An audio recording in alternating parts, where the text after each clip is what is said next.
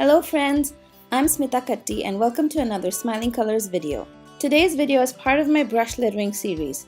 In my first video I talked about the brush lettering basics, and in my second video I talked more about how to brush letter a quote. I'll leave links to both of these videos in the description box below.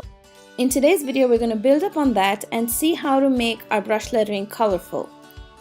There are so many fun ways to do this. I'm going to share a bunch of examples, so stay with me till the end.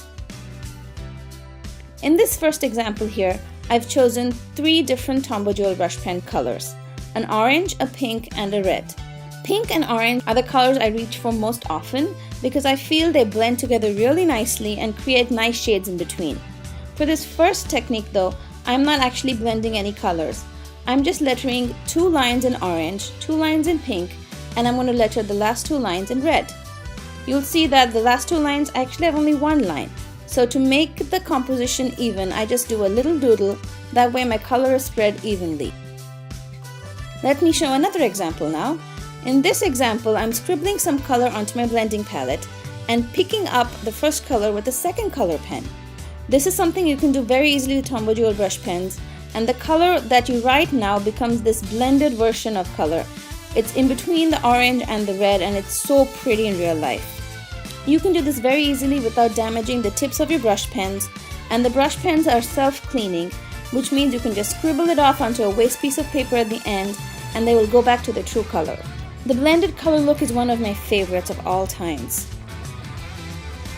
Okay, in this example, I'm just doing some simple brush lettering. 3 lines, 3 different colors. But to make it look more interesting, what I'm doing is I'm going to go back and add more details on a thicker downstrokes. So like for the love, I'm drawing little tiny hearts, and for the live now I'm going and coloring in darker red hearts. And this just adds so much more detail and interest to your drawing. I like to doodle hearts all the time. For the word sparkle, I just felt that the little stars would make more sense. So remember, these dual brush pens have 2 tips. For adding details, I always use the marker tip. Okay, now let's move on to another example. This one is a really special quote and I made it extremely colorful. What I did was I lettered each word in a different color. You saw me do that before, but this time I chose a complete rainbow of colors. There are 5 words in my quote and I used 5 different colors for my brush lettering. And these brush pens come in so many different colors, it is fun to do this. Again, this is something I love doing. Choosing a rainbow color palette always wins. This is another favorite of mine. I love those pinks and oranges and the way they all blend together. I'm lettering on a marker paper here, and you can kind of see the way my pen glides over the paper. Again, I scribbled some color onto my blending palette, and using a lighter pink color, I'm just picking up all of that and lettering onto my paper.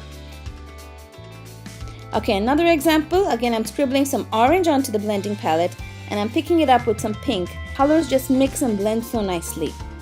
And you can see all the different tones you get while brush lettering. Okay, now one more example. Again, I'm scribbling some orange, but I'm using the lightest pink to do my lettering. And look at how pretty those blended letters look. I absolutely love this one. If you don't have a blending palette, you can use an acrylic stamp block or you can use some wax paper, and I'll leave links to other videos in which I've done that.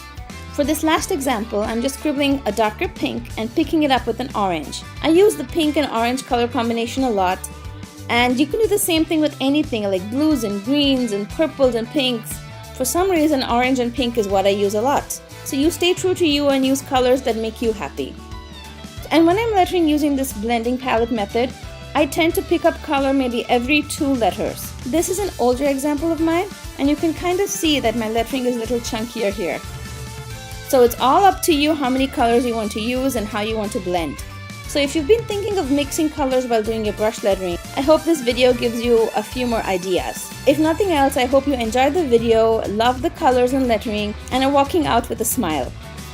Leave me a comment below letting me know what in particular you want to learn in brush lettering, and I'll try to make a video of that in the future. Till then, happy lettering!